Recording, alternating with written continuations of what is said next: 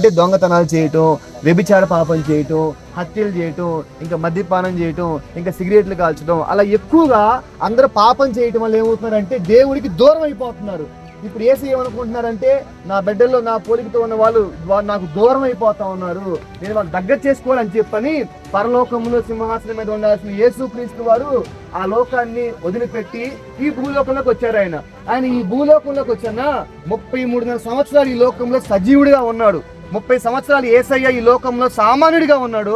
ఆఖరి 3.5 సంవత్సరాల్లో ఆయన చేసిన కార్యాలు ఏంటంటే ఆయన చనిపోయిన వారిని లేపాడు, కళ్ళు లేని వాళ్ళు కళ్ళు ఇచ్చాడు, కుష్ఠరోగులుగా ఉన్న వారిని స్వస్థపరిచాడు, కాలు లేకుండా నడువు లేకుండా ఉన్న వారిని యేసు నడిపించాడు.